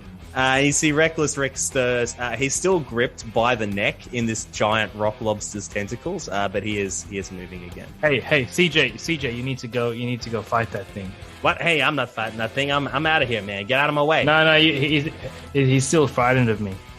He is still frightened. Fuck. You need to move forward. He's like, okay, I guess, you're the boss, Captain Daru. I'll get in there Captain, and wreck his shit. He's like, Keel, get out of my way. Yep. Okay. Go, bro. He does that. He pushes past you and Father Mackie, Keel, and Show us what a real captain's made of. I'll show you what a real captain's made of. Come on, let's have you crab. Yeah. And you see he gets in there. That is Reckless Rick. That's you. You are grappled, being held by the throat by this giant fucking crab. Oh, mama. Okay, well, I'm going to try and get out of the grapple, obviously. Well, actually, you don't have to. You could just attack it if you want. All right, I'm just going to attack you. 18 plus 5. Yeah, do your damage. Absolutely. 17. All right. You can see he does not like that one little bit. He's like, yeah. So I guess that would be your turn. Daru, that's you next. I can shoot through the anemones? Yeah, absolutely. Yeah, they're just kind of moving around. Yeah, you can shoot through the enemies. Okay, I just want to fire a bolt to the rock lobster then. Absolutely, do it up. Yeah. Okay. 23 total. That hits. Yes. Figured. Okay. 9 damage. 9 damage. Yep. Does not like that one little bit. So this is a bigger, tougher crustacean than the one you guys have fought before. Yeah. Figured. Yeah. Take that, you lobster. That is my turn. That is you, Keel. You're up. Quickly pushing forward. Yep. I'm going to make my way. Can I use my action to push Rook back and get to swap positions with him? Yes, you'd have to do.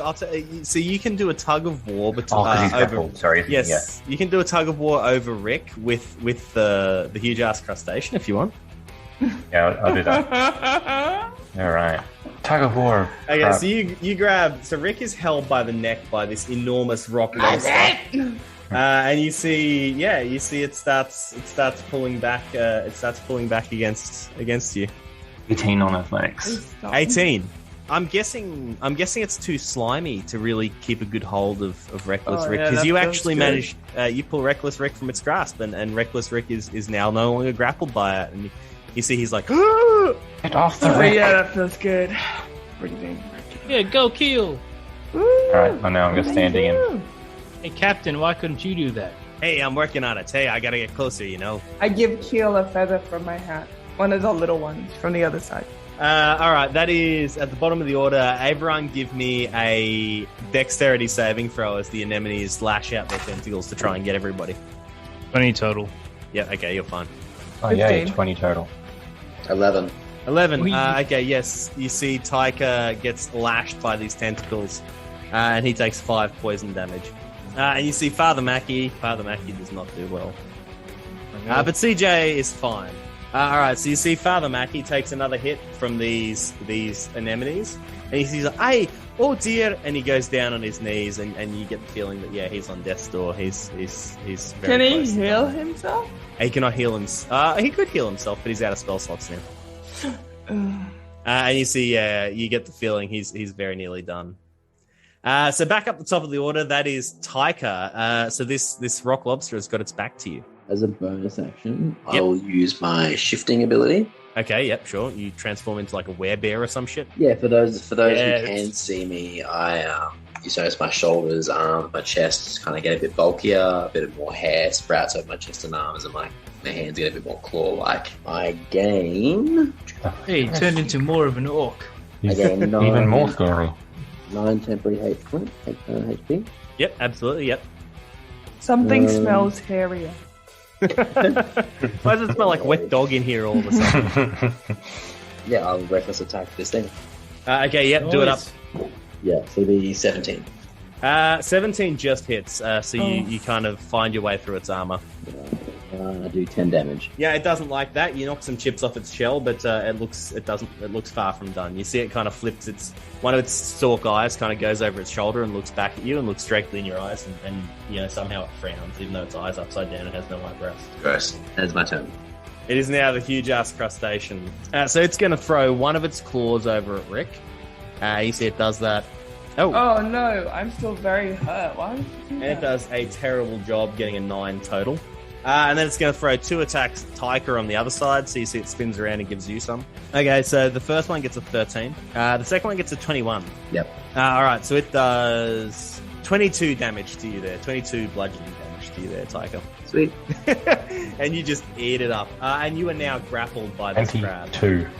Oh, fuck. And you see with its movement, it kind of just like starts dragging you back towards its hole. Yeah. So are they both grappled now? No, just Taika at this stage. Oh, okay, gotcha. Yeah. Okay. I ripped the claws off. All right, and you see it starts dragging you back towards the Oh no, he's taking you to his den. Yeah. Not gonna lie, I am low. I mean, I think after taking 22, that would be the case. Plus, I got hit with the anemones twice. 22 would kill me on full health. All right, so that is the NPCs. You see Father Mackie. He's like, what would you have me? CJ. Yeah, CJ and Father Mackie. You see Father Mackie. Mackie's said that Father Mackie's out of spell slots. He's out of spell slots. All right, Rick turns to him and says, "Go save yourself." But do you need me? Do you have need of me? Yes, we do. But he can't do anything.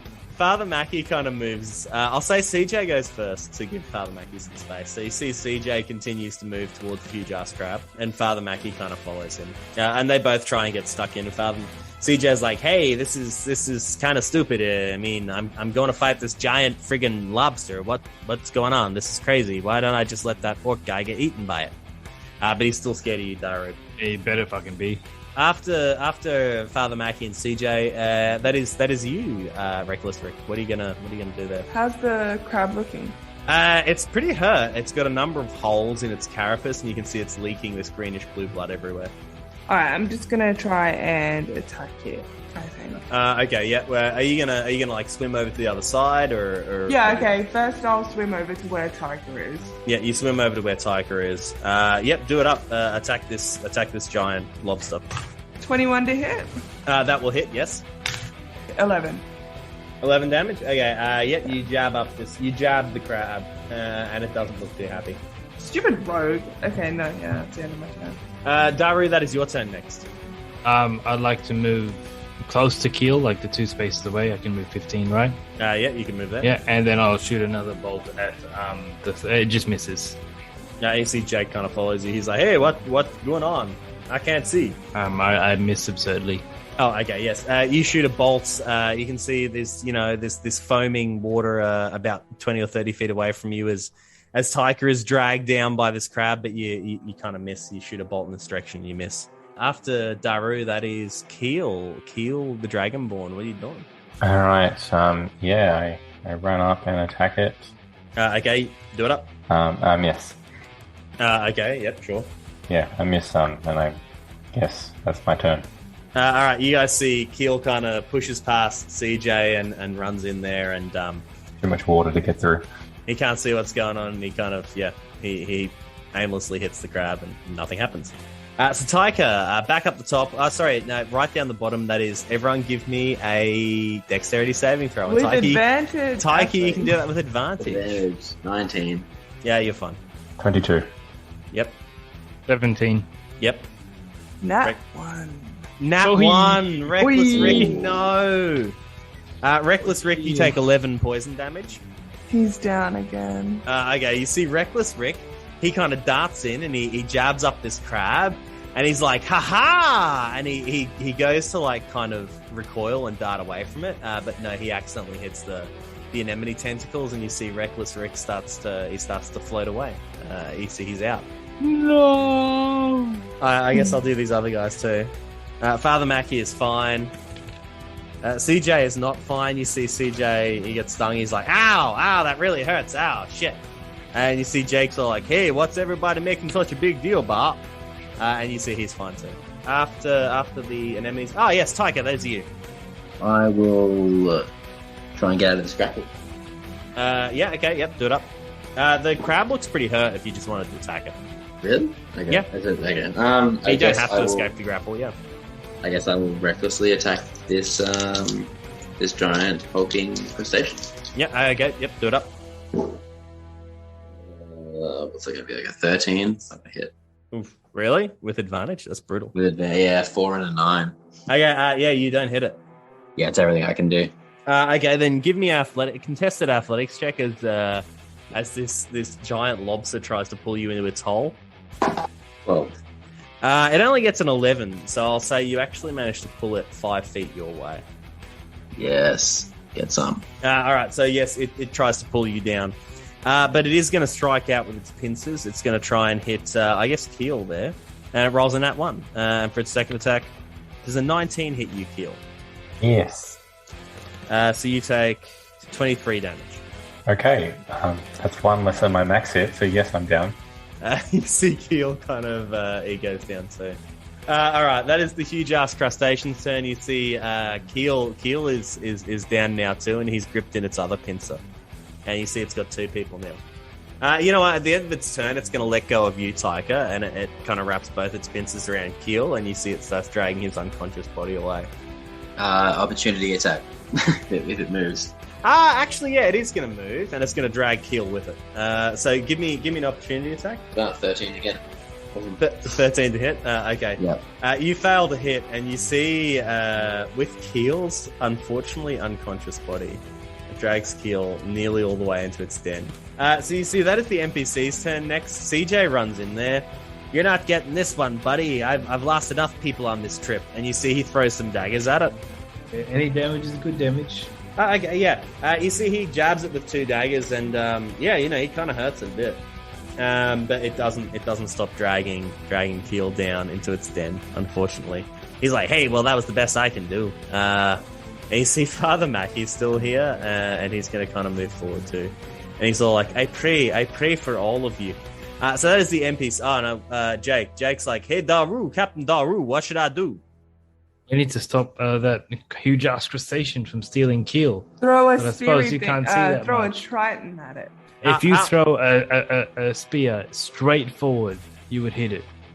All right, you see Jake swims over there. He's like, hey, I seen too many of my friends be taken by giant crabs in my time. And you see he pulls out another trident. You're not sure where he keeps getting him. He's like, here, take that, you big old crawdaddy. You see the huge crustacean. It's like, hey, I'm a doctor, I am. And you see, you guys with dark vision see Jake just huck his trident directly into the cave wall, and he's like, did I get it? You tried, Jake. Thank you. In my death state. No. I tried real hard, y'all. I tried real hard. You see this giant lobster? It's looking really fucked up now. Like it's barely able to keep hold of Keel. Like it's really hurt. You get the feeling it's not far off dying. Reckless Rick, that is your turn. Can you give me a death saving throw? The glare made it look like it was a 2, but it was a 12. 12. Okay, you pass. So that's one success. And you guys see Reckless Rick. He kind of looks a little better than he did a second ago. So Daru, that is your turn. What are you going to do? I'm going to move behind Jake and just shoot another crossbow. You're not going to heal me? No, I got to kill this thing first before it kills everyone else. Oh, nat 20. Shit. Okay, yep. Do it up. Do your damage. That hits. It's automatic. So 13. 13. Okay, cool. You see this crab is on death's door, but it is still up. Heal. That is your turn. Can you give me a death saving throw? That's a 16. 16. Okay, that's one pass for heal. Can everyone give me a dex saving throw, please? 19. Yep, you pass. 19. So you see everyone, including Jake, Father Mackie, and CJ, are all okay this turn, and the anemones don't get anyone. And you can see the rock lobster is just it's only a few feet away from pulling Keel through this little gap that you guys would never be able to fit through, pulling him down into its little cave there. You can see it's all down to you there, Taika. I'm gonna move forward and recklessly attack the hulking crustacean. Alright, do it up. Absolutely do it up. You can do it. You shove, I'll say you shove CJ to one side into the anemones. We'll deal with that in a minute. 9. 9. Okay. I rolled a 4 and a 5. You see... I'm just gonna make another character, I guess. You guys see Taika steps forward and he's like, watch this.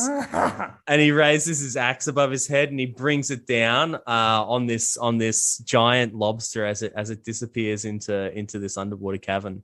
And it just rebounds off the lobster's pincer. And with a last kind of flourish, you see Keel's body gets dragged under. And it disappears into this little cave, and you guys see a few little bubbles kind of come out, and nothing else kind of happens. So you guys wait a few seconds, and it appears that the lobster is gone. It's gone for good. So you guys, I'm guessing, would walk to you guys all kind of walk to the other side. You see Father Mac, he's like, come on, we need to get out of the water in case it comes back. And you see CJ's like, hey, that wasn't cool, pushing me into the stingers there. So you guys... someone heal me and I'll try and use like a gust or something to pull his body back out. You guys drag Rick's body over to the other side and you kind of pull him out of the water and I'll say you guys I'll say you guys stabilize him. And down in the lobster's lair, there is chomping sounds as Keel Silverscale is devoured by this giant shellfish. You had to be a bit in detail, did you? Oh, yeah, it's very... So you see its little pincers, first it starts on his skin, it starts to peel his skin off one by one. And Keel, the last thing you see before everything goes black is the water's closing over your head. You find yourself falling through this dark, deep, crushing water. And then suddenly you find yourself rushing back up to the surface. And you're floating in the water. And you look up and you see this hunting skiff next to you, and there's this woman there, and she's Deus Ex Machina. She's rugged up against the cold, and she has a club in her hand, and you see you're in there like this icy fjord, and this woman, she's out clubbing baby seals. That's what she's doing. She's hunting baby seals, and you recognize this as your goddess Niobe. And you kind of break the surface of this icy water, and you're like, oh. And she drags you aboard, and she's like, well, Keel Silverscale, how do you think your hunt is going? Well, apparently not very well. By my account, Keel Silverscale, you've killed 6 monsters already. The demon-possessed hawks, those enormous crabs. You're racking up quite the body count, and it hasn't even been 24 hours yet. If you say, dear God. I do indeed if you say so.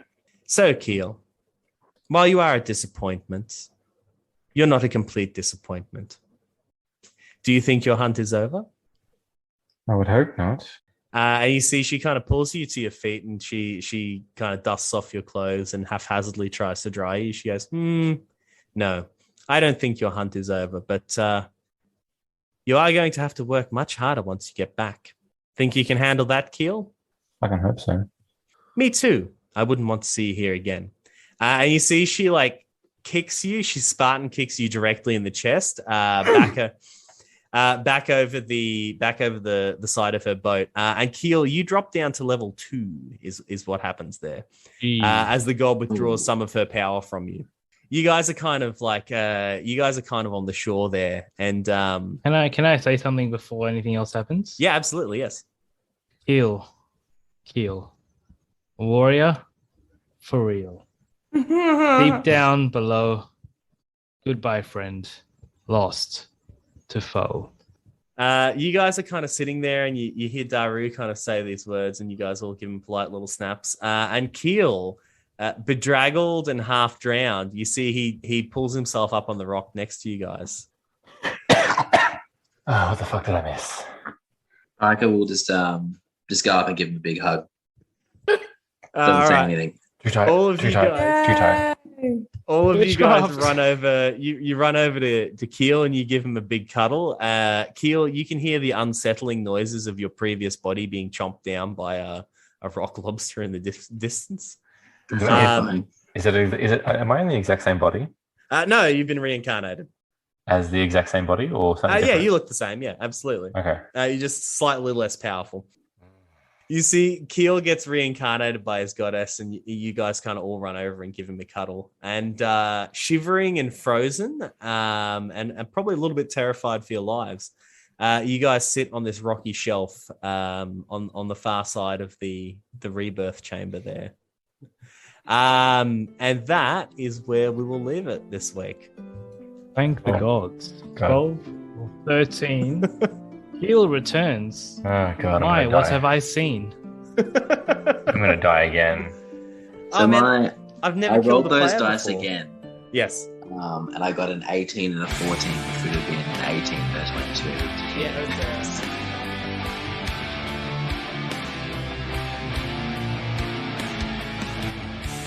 Thank you for listening to our 4th episode. We had a pretty intense session this week. I feel really bad that Keel met his end at the claws of a giant lobster. As a DM, I've never killed a player before. I've been feeling guilty about it all week. All of the music that you hear in this episode is provided under a Creative Commons license by the extremely talented Alexander Nakarada. You can find links to his work in the show notes. If you enjoyed this episode, be sure to follow us or leave a review. We have more exciting episodes coming up. Will any of my players make it out of the temple alive, or will they all end up as crustacean fodder? Be sure to tune in next time to find out.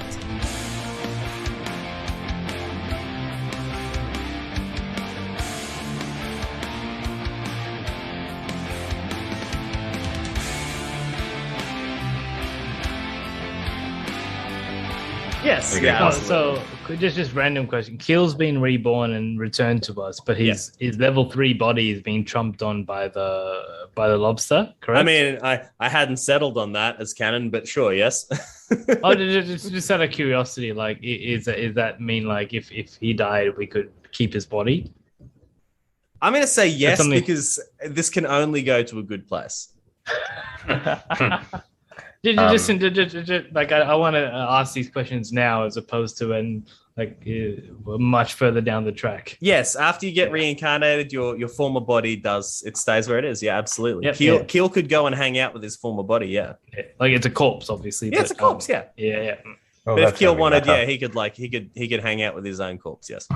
I don't know if I want to do that.